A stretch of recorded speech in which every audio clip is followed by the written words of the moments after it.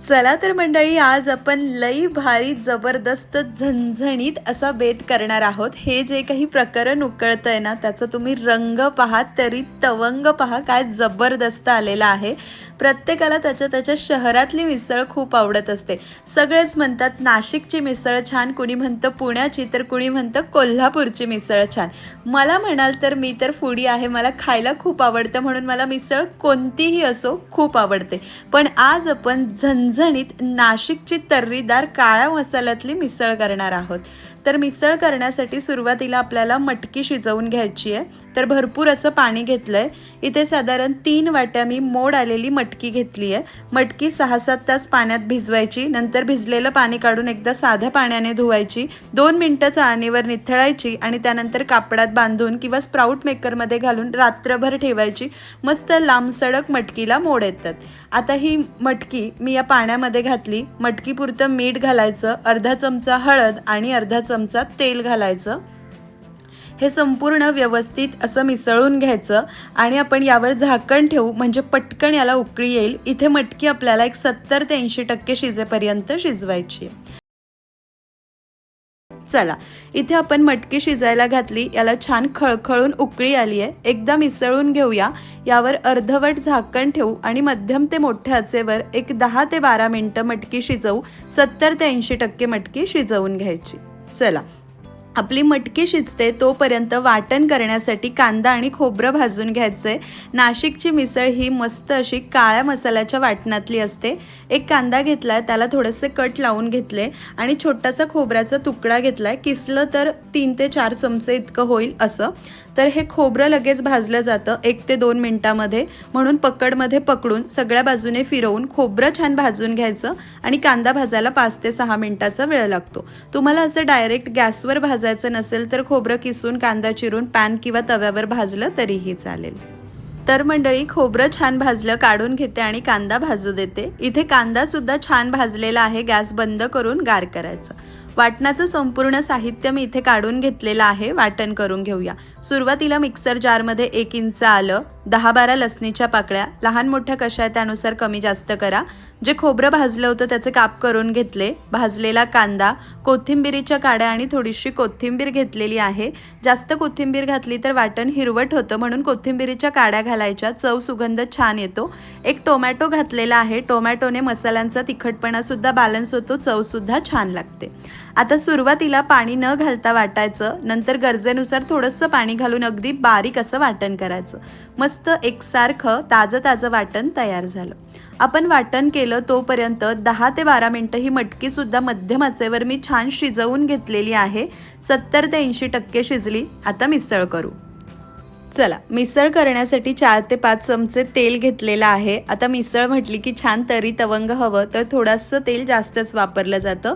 तेल गरम झालेलं नाही तेव्हाच त्यामध्ये 1 चमचा काश्मीरी मिरची पावडर आणि 2 ते 2.5 चमचे काळा मसाला मी इथे घातलेला आहे। हा खानदेशी पद्धतीचा घरगुती काळा मसाला आहे। तुमच्याकडे काळा मसाला नसेल तर कोणताही महाराष्ट्रीयन पद्धतीचा घरगुती मसाला वापरू शकतात, जसे की कांदा लसूण मसाला, घाटी मसाला वगैरे।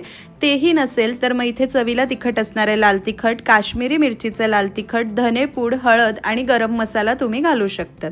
आता हे छान असं एकजीव करायचं। जसं तसं तेल हलकं गरम होईल, मिरची तिचा रंग तेलामध्ये छान रिलीज करते, मसाले सुद्धा छान असे परतले जातील आणि फ्लेवर सुद्धा मस्त ॲक्टिव्ह होईल। पण तेल हलकं गरम होऊ लागलं की लगेच त्यामध्ये एक मध्यम आकाराचा बारीक चिरलेला कांदा घालायचा। लक्षात घ्या, जेव्हा लाल तिखट आणि मसाला घातला तेव्हा तेल गरम नसावं, नाहीतर ते करपलं जाईल। गार तेलात घालायचं। हलकं तेल गरम होऊ लागलं की लगेच कांदा घालायचा। कांदा घालून छान एकजीव केलं, थोडीशी बारीक चिरलेली कोथिंबीर घालायची आणि एक संपूर्ण कढीपत्त्याची काडी मी इथे घालते। मी फोडणीत मोहरी घालत नाही, तुम्हाला हवं तर तुम्ही मोहरी घालू शकतात। छान सगळं असं मिसळून घेतलं, लगेच यामध्ये तयार करून घेतलेलं वाटण घालायचं। कांदा वेगळा असा परतत बसण्याची गरज नाहीये, कारण वाटणासोबत कांदा सुद्धा छान परतला जाईल। एक बारीक चिरलेला कांदा जरूर घाला, मिसळला टेक्स्चर खूप छान येतं, अगदीच सगळं मऊ असं राहत नाही। आता हे वाटण लो मीडियम फ्लेमवर तेल सुटेपर्यंत परतून घ्यायचं आहे। तर मंडळी इथे वाटण मस्त परतलं, 3 ते 4 मिनटं लागली. तेल मस्त सुटलेलं आहे आणि या भांड्यात हे करपत चिकटत सुद्धा नाही. आता यामध्ये मिक्सर जारमध्ये मी थोडंसं पाणी विसळून घालते, म्हणजे फ्लेवर वगैरे लागलेले असतात ते सगळे निघतात, वाया जात नाही. आणि चमचाभर मटकी शिजताना जो स्टॉक आहे तो घातला, मिसळून घ्यायचा आणि परत एकदा झाकण ठेवून लो मीडियम फ्लेमवर 3 ते 4 मिनटं परतून घेऊ. तर इथे परत एकदा हे वाटण मस्त परतलेलं आहे, छान तेल सुटले. आपण वाटण जितकं छान परतून घेतो ना, चव मिसळीची तितकीच जबरदस्त लागते. आता आपण शिजवून घेतलेली मटकी आणि स्टॉक सगळंच इथे एकत्र घालायचं आहे. याच पद्धतीने ही मिसळ केली जाते. छान असं मिसळून घेऊया. मटकी गरम गरम आहे त्यामुळे लगेच उकळी आलेली आहे, तरी किती सुंदर आली आहे तुम्ही पाहिलं. आणि तरीही मी अति तेल वापरलेलं नाही आहे. मिसळची कन्सिस्टन्सी आता अशी आहे, पण एक 10-12 मिनटं मी कमी आचेवर उकळवणार आहे, म्हणून अगदी अर्धी वाटी पाणी मी इथे वाढवते. मिसळ पातळच असते, ती काही घट्ट वगैरे नसते. आता यामध्ये चवीनुसार मीठ घालायचं आहे. उसळ शिजतानाही आपण मीठ घातलेलं आहे, त्याच अंदाजाने मीठ घालायचं. मीठ कमी असेल तरीही चव चांगली लागत नाही किंवा वरती फेस येतो.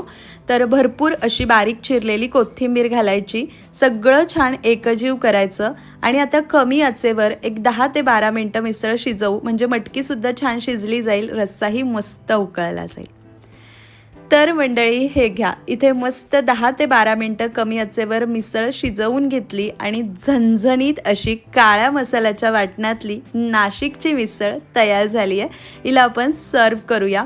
तरी किती सुंदर आलेली आहे ना, चवीला सुद्धा इतकीच अप्रतिम लागते. घरभर इतका सुंदर असा सुगंध पसरलेला होता. तुम्ही सुद्धा एकदा या पद्धतीने मिसळ कराल ना, तर बाहेरची मिसळ खाणं विसरून जाल, इतकी जबरदस्त लागते.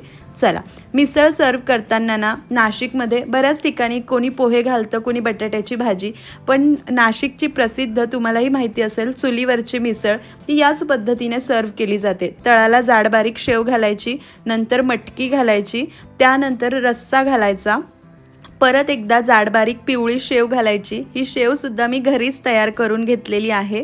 नंतर भरपूर असा बारीक चिरलेला कांदा घालायचा, सोबतीला कोथिंबीर घालायची थोडीशी आणि वरतून मग ती लाल भडक छान अशी तर्री घालायची.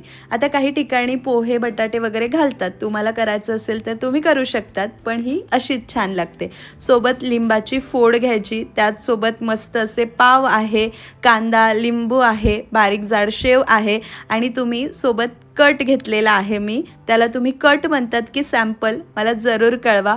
अप्रतिम अशी झाली होती, मस्त स्मोकी फ्लेवर आला होता. मला नाशिकमध्ये जिथली मिसळ आवडते ना, ही अगदी तशीच झाली होती. तुम्हाला कुठली मिसळ आवडते मला कमेंट करून जरूर कळवा. आजची ही मिसळची रेसिपी कशी वाटली ते सुद्धा कळवा. रेसिपी आवडली असेल तर कृपया एक लाईक करा. तुम्ही जरूर ट्राय करा. चॅनलवर नवीन असाल तर सबस्क्राईब करा. फेसबुकवर पाहत असाल तर फॉलो जरूर करा.